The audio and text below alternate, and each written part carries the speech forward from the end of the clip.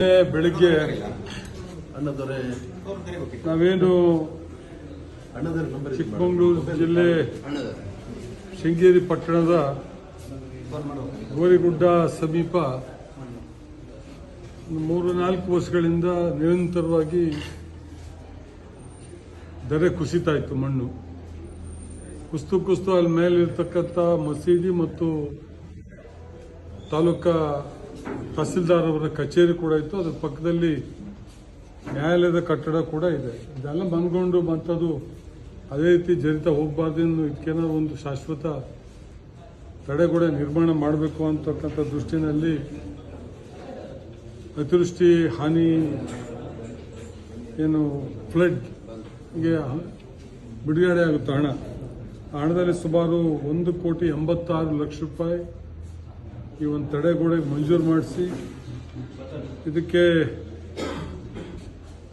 PWD engineer, PRD engineers, structural ಇಂಜಿನಿಯರ್ಗಳು ಇವರೆಲ್ಲ ಅಭಿಪ್ರಾಯ ಪಡೆದು ಒಂದು ಸೂಕ್ತವಾದಂಥ ಒಂದು ಪ್ಲಾನ್ ಆ್ಯಂಡ್ ಎಸ್ಟಿಮೇಷನ್ ಮಾಡಿ ಈ ಒಂದು ತಡೆಗೋಡೆಯನ್ನು ನಿರ್ಮಾಣ ಮಾಡಿ ಅದಿವತ್ತು ಕಾರಣ ಗೊತ್ತಿಲ್ಲ ನಮಗೆ. ಅದು ಅಪಾಯದ ಹಂತವನ್ನು ತಲುಪಿದೆ. ಬೇಕಾಗಿ ಬಿದ್ದೋಗುವಂಥ ಸಾಧ್ಯತೆಗಳು ನಮಗೆ ಕಾಣ್ತಾ ಇದೆ. ಈ ವಿಚಾರ ತಿಳಿದ ತಕ್ಷಣ ನಾನು ಬೆಂಗಳೂರಿಂದಲೇ ಜಿಲ್ಲಾಧಿಕಾರಿಗಳಿಗೆ, ಮುಖ್ಯ ಕಾರ್ಯನಿರ್ವಹಣಾಧಿಕಾರಿಗಳಿಗೆ ನಾನು ಪತ್ರ ಬರೆದಿದ್ದೀನಿ. ನಾನೇನು ಪತ್ರ ಬರೆದಿದ್ದೀನಿ ಅಂದರೆ, ಚಿಕ್ಕಮಗಳೂರು ಜಿಲ್ಲೆ ಶೃಂಗೇರಿ ಪಟ್ಟಣದ ಗೋರಿಗುಡ್ಡ ಸಮೀಪ ನಿರ್ಮಾಣಗೊಂಡಿರುವ ತಡೆಗೋಡೆ ಹಾನಿಯಾಗಿದ್ದು ತುರ್ತು ಮುನ್ನೆಚ್ಚರಿಕೆ ಕ್ರಮ ಕೈಗೊಳ್ಳುವ ಬಗ್ಗೆ ಮೇಲ್ಕಂಡ ವಿಷಯಕ್ಕೆ ಸಂಬಂಧಿಸಿದಂತೆ 2004-2005 ಸಾಲಿನಲ್ಲಿ ಸ್ಟೇಟ್ ಡಿಸಾಸ್ಟರ್ ಮಿಟಿಗೇಷನ್ ಫಂಡ್ಸ್ ಅಂತ SDMF ಯೋಜನೆಯಡಿ ಶೃಂಗೇರಿ ಪಟ್ಟಣದ ಗೋರಿಗುಡ್ಡ ಸಮೀಪ ನಿರ್ಮಾಣಗೊಂಡಿರುವ ತಡೆಗೋಡೆಯು ಪ್ರಸ್ತುತ ಸುರಿದ ಮಳೆಯಿಂದ ಹಾನಿಯಾಗಿದ್ದು ತಡೆಗೋಡೆ ಕುಸಿಯುವ ಭೀತಿಯಿಂದ ಸಾರ್ವಜನಿಕರು ಆತಂಕಕ್ಕೀಡಾಗಿದ್ದಾರೆ. ಸದರಿ ತಡೆಗೋಡೆ ಸುತ್ತಮುತ್ತ ಜನವಸತಿ ಪ್ರದೇಶವಿರುವುದರಿಂದ ತುರ್ತು ಮುನ್ನೆಚ್ಚರಿಕೆ ಕ್ರಮ ಕೈಗೊಂಡು ಸದರಿ ತಡೆಗೋಡೆ ಕಾಮಗಾರಿಯ ಗುಣಮಟ್ಟವನ್ನು ಪರಿಶೀಲಿಸಿ ಸೂಕ್ತ ತನಿಖೆ ಕೈಗೊಂಡು ತಪ್ಪಿತಸ್ಥರ ಮೇಲೆ ಶಿಸ್ತು ಕ್ರಮ ವಹಿಸಿ ಹಾನಿಗೊಂಡಿರುವ ತಡೆಗೋಡೆಯನ್ನು ತುರ್ತಾಗಿ ದುರಸ್ತಿಗೊಳಿಸಲು ಅಗತ್ಯ ಕ್ರಮ ಕೈಗೊಳ್ಳುವಂತೆ ನಾನು ಕೋರಿದ್ದೇನೆ. ಈಗಾಗಲೇ ನಾನು ಕರ್ತವ್ಯ ಮಾಡಿದ್ದೀನಿ. ಇದ್ರ ಜೊತೆಗೆ ಇದಕ್ಕೆ ಬೇಕಾದಂಥ ಅಧಿಕಾರಿಗಳ ಒಂದು ಹಂತದಲ್ಲಿ quality construction specialist mister R. Srinivas ರಾಜುರವರು ಕೂಡ ಬಂದಿದ್ದಾರೆ. ಇದ್ರ ಜೊತೆಗೆ PWD ಮತ್ತು PREDಯ ನುರಿತ ತಜ್ಞ ಇಂಜಿನಿಯರ್ಗಳನ್ನ 4 ಟೀಮ್ಗಳನ್ನ ಕರೆಸ್ತಾ ಇದ್ದಾರೆ.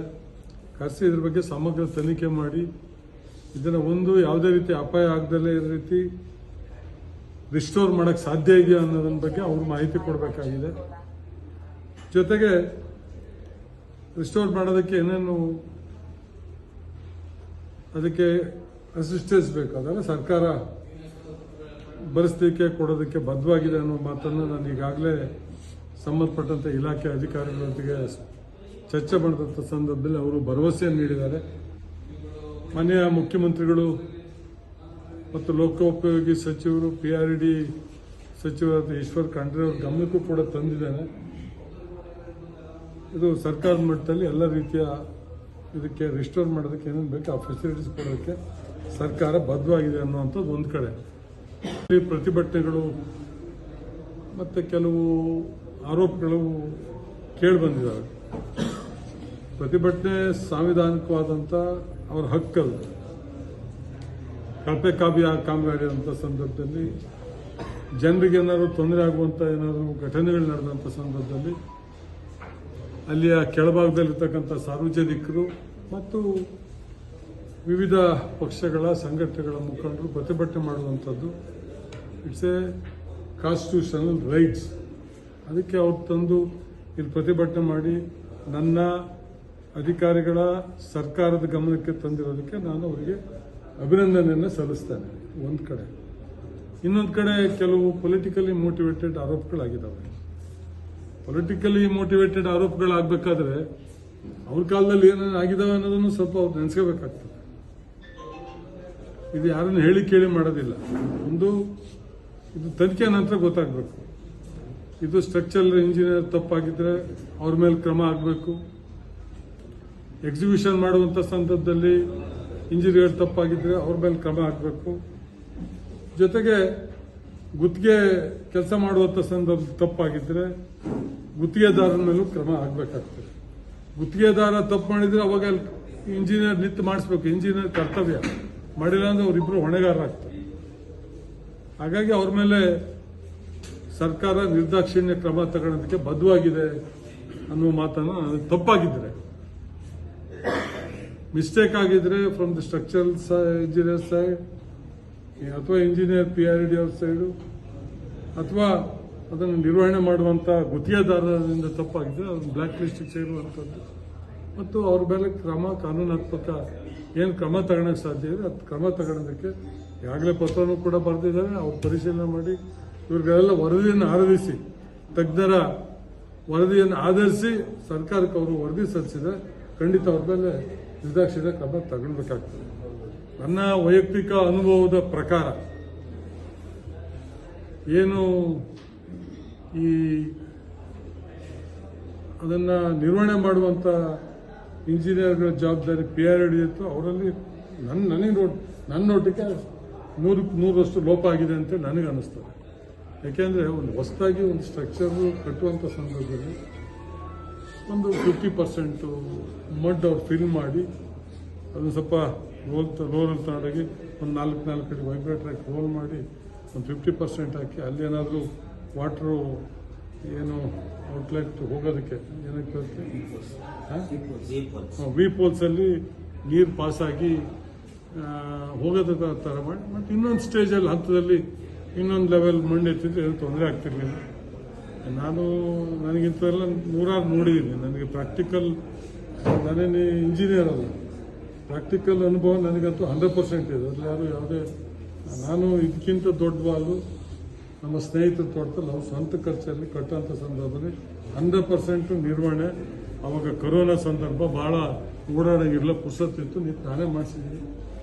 ಇದಕ್ಕಿಂತ ಎತ್ತರ ಮಣ್ಣು ತುಂಬಿಸಿದ್ದೀವಿ, ಕೆಸರು ಮಣ್ಣು ತುಂಬಿಸಿದ್ದೀವಿ. ಇವತ್ತು ಒಂದು ಸಿಂಗಲ್ ಕ್ರ್ಯಾಕ್ ಬಂದಿಲ್ಲ.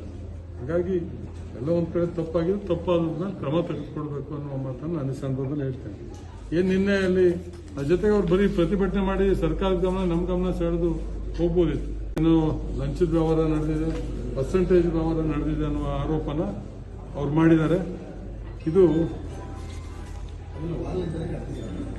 ಇದಕ್ಕೂ ಅದಕ್ಕೂ ಸಂಬಂಧ ಇಲ್ಲ, ಇದೇ ಬೇರೆ. ಆರೋಪ ಮಾಡಬೇಕಾದ್ರೆ, ಭ್ರಷ್ಟಾಚಾರದ ಆರೋಪ ಮಾಡಬೇಕಾದ್ರೆ ಅವ್ರ ಕಾಲದಲ್ಲೂ ಏನಾಗಿತ್ತು ಅವ್ರು ಸ್ವಲ್ಪ ತಲೆಯಲ್ಲಿ ಇರಬೇಕಲ್ಲ, ಅವ್ರ ತಲೆಯಲ್ಲೂ. ಇದು ಹೇರೂರು ಗ್ರಾಮ ಪಂಚಾಯಿತಿ ದುಬ್ಳ ಕೊಪ್ಪ ತಾಲೂಕಲ್ಲಿ ನಾನು ಕೂಡ ಅವಾಗ ನಾನೇನು MLA ಆಗಿರಲಿಲ್ಲ, ನಾನು ಈ ಸ್ಪಾಟಿಗೆ ಹೋಗಿದ್ದೆ. ಇದು ವಾಲು, ಇದು ರಿಸ್ಟೋರ್ ಆಗಿರೋದು. ಈ ವಾಲ್ ಇಷ್ಟೇ ಅಲ್ಲ, ಇದು ಸ್ಟಾರ್ಟಿಂಗ್ ಅಂತ ಇದು 50 ಅಡಿ ದೂರಕ್ಕೆ ಹೋಗಿದೆ. 50 ಅಡಿ ಭೂಮಿಯಿಂದ 50 ಅಡಿ 100 ಅಡಿ ವಾಲೆ ಹೋಗಿದೆ. ಇಲ್ಲ, ಅಲ್ಲಿ ವಾಲೆ ಇಲ್ಲ, ಕುಚ್ಕೊಂಡು ಹೋಗಿದೆ. ಇದು ಕಾಣುತ್ತಲ್ಲ ಫೋಟೋ. ಈ ಸಂದರ್ಭದಲ್ಲಿ ಅವ್ರು ಯಾಕೆ ಭ್ರಷ್ಟಾಚಾರದ ಆರೋಪನ ಅವ್ರು ಮಾಡಲಿಲ್ಲ? ಯಾರು ಮಾಡಿದವರು, ಏನಾಗಿದೆ, ಅಥವಾ ಚುನಾಯಿತ ಪ್ರತಿಗಳನ್ನು ಯಾಕೆ ಆರೋಪ ಮಾಡಲಿಲ್ಲ? ಇದು ಅದೇನೆ ಸೇಮ್ ಈ ತರ ಕಟ್ಟಿದ ವಾಲು ಹೋಗಿರೋದು.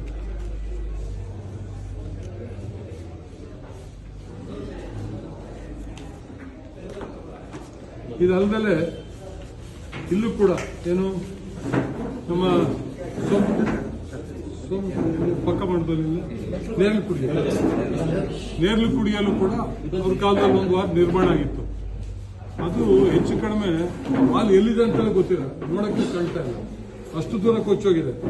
ಲಕ್ಕಿಲಿ ಅದು ಒಬ್ರು ಪಾಪ ಒಂದು ಬಹಳ ಕೂಡು ಕುಟುಂಬ, ಅವ್ರ ಮನೆ ಹತ್ರಕ್ಕೆ ಹೋಗಿ, ಅದು ಯಾವುದು ದೈವ ಕೃಪೆ, ಅದು ಇವರು ಯಾರೋ ಅಲ್ಲ, ಮನೆ ಹತ್ರಕ್ಕೆ ಹೋಗಿ ಇದೇ ತರ ಮುಂದೆ ಹೋಗಿದ್ರೆ ಅವರೆಲ್ಲ ಸಮಾಧಿಯಾಗಿ ಹೋಗ್ಬೋದು. ಅದು ಅಲ್ಲಿ ಹೋಗಿ ಅಲ್ಲಿ ನಿಂತು ಲೆಫ್ಟಿಗೆ ಟರ್ನ್ ಆಗಿದೆ. ಲೆಫ್ಟಿಗೆ ಹೋದಾಗ ಅಮೌಂಟ್ ಲೆಫ್ಟಿಗೆ ಹೋಗ್ಬಿಟ್ಟಿದೆ, ಒಂದು ವ್ಯಾಲಿಗೆ. ಅದು ನಾನು ನೋಡಿದ್ರೆ ಆಶ್ಚರ್ಯ ಆಗ್ತದಲ್ಲ. ಆ ರೀತಿಯಾಗಿ ಇಡೀ ಕುಟುಂಬದಲ್ಲಿ ಏನೂ ತೊಂದರೆ ಆಗದೆ ಉಳ್ಕೊಂಡ್ರು. ಅದು ಹೆಚ್ಚು ಕಮ್ಮಿ 150-200 ಅಡಿ ದೂರ ಕೊಚ್ಚೋಗಿದೆ ಆ ವಾಲು. ಅವಾಗ ಭ್ರಷ್ಟಾಚಾರ ಅಂತ ಹೇಳ್ಬೋಯ್ತಲ್ಲ ಯಾರಾದ್ರೂ ಹೋಗಿ. ಅವಾಗ ನಾವು ತನಿಖೆ ಮಾಡಿ, ನಾನು ಇದ್ದೆ ಅವಾಗ, ತನಿಖೆ ಮಾಡಿ ತಪ್ಪಿತಸ್ಥರ ಮೇಲೆ ಕ್ರಮ ತಗೊಳ್ಳಿ ಅಷ್ಟೇ. ಇಷ್ಟು ಹೇಳಬಿಟ್ಟು ಸುಮ್ಮನೆ ರಾಜಕೀಯ ಆರೋಪಗಳು ನಿನ್ನೆ ಮಾಡಿದ್ದಾರೆ. ಅದಾದ ಒಂದು ಹಾನಿಯಾಗಂತ ಸಂದರ್ಭ ಭೇಟಿ ಕೊಟ್ಟಾಗ ನಾವು ಫಸ್ಟ್ ಅಲ್ಲಿ ಏನ್ ಮಾಡಬೇಕು, ಅದನ್ನು ರಿಸ್ಟೋರ್ ಆಗುವಂತ ಪ್ರಯತ್ನಗಳು ಮಾಡಬೇಕು. ಯಾರಿಗೂ ಅನಾಹುತ ಆಗದಲ್ಲೇ ಇರೋ ರೀತಿ ಕೆಳಗಡೆ ಇದ್ದರನ್ನ ಸೇಫ್ ಗಾರ್ಡ್ ಮಾಡಿ, ಅದ್ರ ಜೊತೆಗೆ ಇದು ಬಿದ್ದು ಹೋಗದಲ್ಲೇ ಇರೋ ರೀತಿನೋ ಅಥವಾ ಇನ್ನೇನೇನು ಮಾಡೋದಕ್ಕೆ ಪ್ರತಿ ಕ್ರಮಗಳು ತಗೋಬೇಕು, ಅದಕ್ಕೆ ಸಹಕಾರ ಕೊಡಬೇಕು. ಅತಿವೃಷ್ಟಿ ಅನಾವೃಷ್ಟಿ ಆಗಲಿ ಆಯ್ತು, ಭೂಕುಸಿತ ಆಗ್ತದೆ. ಅವಾಗ ಬದುಕ್ಸೋದು ಉಳಿಸೋದು ನೋಡ್ಬೇಕು ಹೊರತು ಸುಮ್ಮನೆ ಆರೋಪ ಮಾಡ್ಕೊಂಡಿರೋ ಅಂಥದ್ದು ಅಷ್ಟು ಸರಿಯಲ್ಲ ಅನ್ನೋ ಒಂದು ಮಾತನ್ನು ಅವರಿಗೆ ನಾನು ಗಮನಕ್ಕೆ ತರಲಿಕ್ಕೆ ಬಯಸ್ತೇನೆ. ಯಾವತ್ತು ಇಂಥ ಡಿಸಾಸ್ಟರ್ ಸಂದರ್ಭದಲ್ಲಿ ಪೊಲಿಟಿಕಲ್ ಆರೋಪಗಳು ಆಗಬಾರ್ದು. ಇದು ಕ್ರಮ ಅವ್ರು ಹೇಳೋದಕ್ಕಿಂತ ಮುಂಚೆ ನೋಡಿ ನಿನ್ನೆ ಸಸ್ಪೆಂಡ್ ಮಾಡೋದಕ್ಕೂ ಅವ್ರ ಮೇಲೆ ಕಾನೂನಾತ್ಮಕ ಕ್ರಮ ತಗೊಳ್ಳೋದಕ್ಕೆ ಜಿಲ್ಲಾಧಿಕಾರಿಗಳಿಗೆ ಮತ್ತು ಮುಖ್ಯ ಕಾರ್ಯನಿರ್ವಹಣಾಧಿಕಾರಿಗಳು ನಾನು ಪತ್ರ ಬರೆದೇನೆ. ಇದ್ರ ಮೇಲೆ ಕ್ರಮ ಆಗ್ತದೆ. ಅದಕ್ಕೆ ತಜ್ಞರು 4-5 ತಂಡಗಳು ಬರ್ತಾರೆ, ಬಂದಿದ್ದಾರೆ. ಈಗಾಗಲೇ ಅವರು ಕಮಿಟಿ ಫಾರ್ಮ್ ಮಾಡಿದ್ದಾರೆ, ಇನ್ವೆಸ್ಟಿಗೇಷನ್ ಮಾಡಿಸ್ತೀವಿ, ಎಲ್ಲ ಕ್ರಮ ತಗೊಳ್ತೀವಿ. ಕೆಳಗಡೆ ಇದ್ದವರಿಗೆ ನಾನು ಫಸ್ಟ್ ಹೇಳಿದ್ರೆ ಫಸ್ಟ್ ಕೆಳಗಡೆ ಇದ್ದವ್ರನ್ನ ಸ್ಥಳಾಂತರ ಮಾಡೋದು ಫಸ್ಟ್ ಕ್ರಮ ತಗೊಳ್ಳಿ. ಅಲ್ಲಲ್ಲ ನಿಮಿಷ ಕೆಲ ಈಗ ಡಿಸಾಸ್ಟರ್ ಮ್ಯಾನೇಜ್ಮೆಂಟ್ ಅದಕ್ಕೆಲ್ಲ ಪರಿಹಾರ ಸಿಗ್ತದೆ. ಅದನ್ನ ನಾನು ಬರ್ತೀನಿ ಅಲ್ಲಿಗೆ, ಆಮೇಲೆ ನಿಮ್ಮ ಹತ್ರ ಮಾತಾಡ್ತೀನಿ. ಇದು ಯನ್ನಾಪುರದ ಮಿನಿ ವಿಧಾನಸೌಧ ಏನಾಗಿದೆ ಪರಿಸ್ಥಿತಿ? ಕಟ್ಟಿ ಎಷ್ಟು ವರ್ಷ ಆಗಿದೆ? ಬಿದ್ದೋಗೋ ಪರಿಸ್ಥಿತಿ ಇದೆ. ಬಿಲ್ಡಿಂಗು ಆಯ್ತಾ, ಒಳಗಡೆ ರಸ್ತೆ 2 ತಿಂಗಳಿಗೆ ಕಂಪ್ಲೀಟ್ ಕಿತ್ತೋಯ್ತು ಅವ್ರ ಕಾಲದಲ್ಲಿ. ಮೆಣಸೂರು ಕಾಂಕ್ರೀಟ್ ರಸ್ತೆ ಮಾಡಿ ಇನ್ನೂ ಒಂದು 6 ತಿಂಗಳಾಗಿರ್ಲಿಲ್ಲ, ಒಂದೇ ಬೆಳೆ ಪೂರ್ತಿ ಹೋಯ್ತು ಸಂಪೂರ್ಣ. ನರಸಿಂಹರಾಜಪುರ ಪೊಲೀಸ್ ಸ್ಟೇಷನ್ ಮುಂಭಾಗದ ರಸ್ತೆ ಅದು ಕೂಡ ಕಿತ್ತೋಗಿದೆ. ಆಮೇಲೆ ಹೆಗ್ಗಾರ್ಕುಡ್ಗೆ ಬಾಲು ಸುಮಾರು 60 ಲಕ್ಷ ರೂಪಾಯಿ ಕಟ್ಟಿದ್ದು. ಮೆಣಸೂರು ಪಂಚಾಯತಿ ಬಡಗ್ಬೈಲ್ ರಸ್ತೆ ನಿಮ್ ಕಣ್ಮುಂದೆನೇ ಇದೆಯಲ್ರಿ. ಇದು ಗಡಿಕಲ್ಲಿದ್ದ ಕಚ್ಗೆ ಮೇಗೂರ್ಗೆ ಹೋಗೋ ರಸ್ತೆ ಯಾರು ಮಾಡಿದ್ದು? ಕಾಂಟ್ರಾಕ್ಟರ್ ಯಾರು? ಆ ಕಾಲದಲ್ಲಿ ಯಾರು ಶಾಸಕರಾಗಿದ್ದು? ಆಯ್ತಾ, ಅವಾಗ ರಿಸ್ಟೋರ್ ಮಾಡಿಕೊಟ್ಟ ನಾನು ಬಂದು ಸುಮಾರು 30 ಕೋಟಿ ಮಂಜೂರು ಮಾಡಿಸಿ ಸಂಪೂರ್ಣ ರಸ್ತೆ ನಿರ್ಮಾಣ ಮಾಡಿ ಅವ್ರ ಕಟ್ಟಿಗೆ ಏನು ವಾಲ್ ಬಿದ್ದೋಗಿತ್ತು ಆ ವಾಲ್ ಕೆಲಸನ ಈಗ ಆಗ್ತಾ ಇದೆ. ವಾಲ್ ಕೆಲಸ ಅದನ್ನ ನಾವೇನ್ ಮಾಡಿದ್ವಿ, ಒಂದು ಸ್ಟೇಜ್ ಕಟ್ಟಿ ಅದನ್ನು ನಿಲ್ಸಿದ್ವಿ, ಮತ್ತೊಂದು ಸ್ಟೇಜ್ ಕಟ್ಟಿ ಮತ್ತೆ ಫಿಲ್ ಮಾಡಿ ಸೇಫ್ಟಿ ನೋಡ್ಕೊಂಡು ಮಾಡಿದ್ವಿ. ನಾನು ಇದನ್ನ ಯಾಕೆ ಹೇಳ್ತಾ ಇದ್ದೀನಿ ಅಂದ್ರೆ, ಅವ್ರು ಬಂದು ಪ್ರತಿಭಟನೆ ಮಾಡಿದ್ದು ಮತ್ತೆ ಹೇಳ್ತೀನಿ, ಆರೋಪ ಮಾಡಿದ್ದಕ್ಕೆ ಕ್ರಮ ಆಗಬೇಕು ಅಂತೇಳಿ ಏನು ಒತ್ತಡ ತಂದಿರೋ ಅದನ್ನು ನಾನು ಸ್ವಾಗತಿಸ್ತೀನಿ. ಅದು ಅವರ ರೈಟ್ಸ್, ಅವ್ರ ಹಕ್ಕು ಕೂಡ. ಈಗ ಇವರು ನನಗೆ ಫೋನ್ ಮಾಡಿದ್ರು, ನಮ್ಮ ಡಾಕ್ಟ್ರು. ನಾನು ಹೇಳಿದೆ, ಇಲ್ಲ ನಾವು ಏನೇನು ಮಾಡ್ಬೇಕು ಅದಕ್ಕೆ ಮಾಡ್ತೀವಿ, ನಾವು ಭಯ ಪಡೋದು ಬೇಡ. ಫಸ್ಟ್ ಏನು ಮಾಡಬೇಕು, ಫಸ್ಟ್ ಏಡ್ ಏನು ಮಾಡ್ಬೇಕು ಅದನ್ನ ಮಾಡ್ಕೊಳ್ಳೋಣ. ನನ್ನ ಮುಂದೆ ಇವೆಲ್ಲ ಪ್ರಕ್ರಿಯೆ ಇದ್ದಾವೆ, ಇವೆಲ್ಲ ಯಾರು ಏನು ತಪ್ಪಿಸ್ಕೊಳಕ್ ಆಗೋದಿಲ್ಲ. ಇದು ಸರ್ಕಾರದ ಹಣ ಕೋಟ್ಯಾಂತರ ರೂಪಾಯಿ ಹಾಕಿದಾಗ ಸರಿ ತಪ್ಪುಗಳ ತನಿಖೆಗಳು ಆಗಲೇಬೇಕು, ಅದು ಆಗ್ತದೆ. ಇದಕ್ಕೆ ಏನು ಈ ಘಟನೆ ಆಗಿದೆ, ಇದಕ್ಕೆ ತುಂಬ ನನಗೂ ಬಹಳ ನೋವಾಗಿದೆ. ನಾನು ಅದನ್ನ ವಿಡಿಯೋದೆಲ್ಲ ಫೋಟೋ ಅದನ್ನ ನೋಡಿ ನಾನು ಭಯ ಬಿದ್ದೋಗಿದೆ. ನಮ್ಮ ಸ್ಟ್ರಕ್ಚರಲ್ ಇಂಜಿನಿಯರ್ ಹೇಳಿದ ಪ್ರಕಾರ ನಿನ್ನೆ ಸಾಯಂಕಾಲ ಏನು ಪರಿಸ್ಥಿತಿ ಇತ್ತು ಅದೇ ಪರಿಸ್ಥಿತಿ ಮುಂದುವರೆದಿದೆ. ಏನು ಫರ್ದರ್ ಏನು ಡ್ಯಾಮೇಜ್ ಆಗಿಲ್ಲ. ನಾವು ಇನ್ನೂ ಒಂದಷ್ಟು ಅದಕ್ಕೆ ಪ್ರೊಟೆಕ್ಟ್ ಮಾಡೋ ಕ್ರಮಗಳಿದ್ದಾವೆ, ಎಲ್ಲವನ್ನೂ ನಾವು ತಗೊಳ್ತೀವಿ. ತಗೊಂಡಾದ್ಮೇಲೆ ನಾವು ಗ್ಯಾರಂಟಿ ಕೊಡ್ತೀವಿ. ಅಲ್ಲಿವರೆಗೂ ನಾವು ಏನು ಊರಲ್ಲಿ ಸುಮ್ಮನೆ ನಾವೇನೋ ಹೇಳಲಿಕ್ಕೆ ಸಾಧ್ಯ ಇಲ್ಲ. ಅಂದರೆ ಜವಾಬ್ದಾರಿ ಇರುವಂಥ ಅಧಿಕಾರಿಗಳು. ಹಾಗಾಗಿ ಏನೇನು ರಿಸ್ಟೋರ್ ಮಾಡೋದಕ್ಕೆ ಬೇಕು ಅದನ್ನೆಲ್ಲ ತಗೊಂಡು ಅದಾದ ನಂತರ ಸ್ವಲ್ಪ ಮಳೆ ಗಿಳೆ ಎಲ್ಲ ಕಡಿಮೆ ಆದ್ಮೇಲೆ ಇನ್ನೂ ಡಿಸಾಸ್ಟರ್ ಟೀಮಲ್ಲಿ ಕೆಲಸ ಮಾಡಿದಂಥ ಇನ್ನೂ ಅನುಭವಿಸ್ತದನ್ನು ಕರೆಸಿ, ಇನ್ನೂ ಕರೆಸಿ ಸಭೆ ಮಾಡಿ ಇಲ್ಲ ಅದನ್ನು ಕಂಪ್ಲೀಟ್ ಡೆಮಾಲಿಷ್ ಮಾಡಬೇಕಾ, ರಿಮೂವ್ ಮಾಡಬೇಕಾ, ಅಥವಾ ಅದಕ್ಕೆ ಏನಾದರೂ ಇನ್ನೂ ಫರ್ದರ್ ಏನು ಆಗದಲ್ಲ ರೀತಿ ಪ್ರೊಟೆಕ್ಷನ್ ಪ್ಲಾನ್ಗಳಿದಾವೋ ಟೆಕ್ನಿಕಲಿ. ಯಾಕಂದ್ರೆ ನಾನೇನು technically I am not sound.